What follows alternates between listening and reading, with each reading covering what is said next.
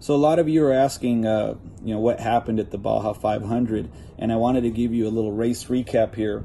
So we started out in row 17, which is 32nd and 33rd, right next to each other, number 54, Troy Herbst. And before the race starts, we usually preload the car, to get the spark plugs warmed up. So when we start, it doesn't misfire. Unfortunately, we did not end up doing that for this race, and we got 54. We got Pat Dean was in the car at that moment. We got him right off the start, and then he ended up the car started having issues or misfiring. So he got us again. He got in front of us, but fortunately he broke a little early for turn one. Went a little long, and I broke really late in turn one and got inside of his door and was able to beat him out of turn one and out of the infield. After that, 37 mile an hour speed zone. We were coming up to the dike a dike that was just really, really silty during pre-running. We thought it was going to be fixed for the race. Unfortunately, it wasn't. Got up there. There was 2 trucks stuck on the right-hand side. We stayed left. Then there was 3 trucks stuck on the left-hand side. So then we stayed right. There was another guy down in the marsh, and we almost went down as well. But fortunately, we were persistent with the gas, and we were able to stay in it, and we were able to get by 6 guys in 4 race miles.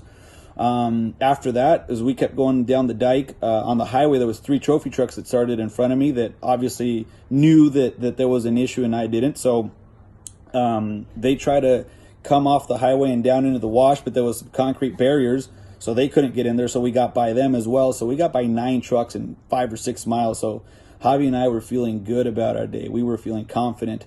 And between there and race mile 35 or so, we picked off another three trucks.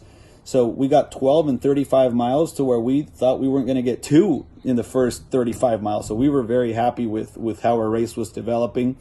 By race mile 68 or 70, we were P15 on the road physically, which completely exceeded our expectations. We were having a great day, no problems. And all of a sudden the truck started misfiring. It just didn't start working well. I couldn't go over 5,200 RPMs. It wouldn't go over 70 miles an hour. I couldn't shift into fourth just because it didn't have the power to shift into fourth.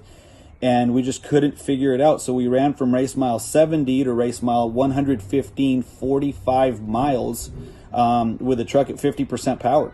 At our pit at race mile 115, they cleared out the air filters, and apparently that fixed it. Rob got by us, so we were P14 out of we got by 2 other guys between 77 and our pit. So we came in our pit at P13. Rob got by us, so we got out P14, and it seemed like the truck was fixed. We came down the summit, and in the wash coming off the summit, again, it started not working well around race mile 145. Same issues. Would not give me the full power. Would not give me RPMs. Couldn't go over 70 miles an hour, 80 miles an hour. Really frustrating, obviously. Really, really frustrating.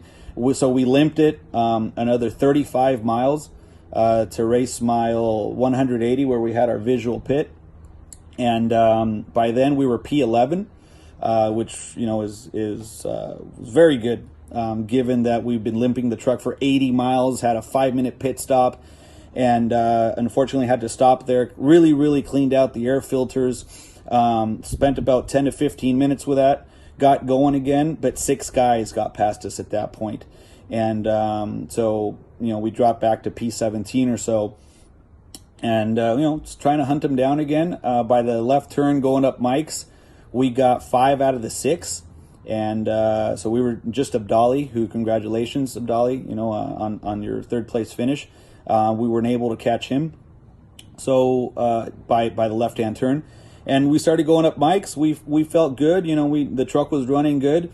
Unfortunately, at race mile 280 or so, we lost 4th gear. Javi and I thought we could manage without 4th gear because we were able to pop through it into 5th and pop through it down into 3rd. And around race mile 297, we lost 3rd gear. And a mile later, the case broke for the tranny. It puked out all the oil. and we had to call our race, unfortunately. But it was a race with a lot of ups and downs. We were super excited about being P11.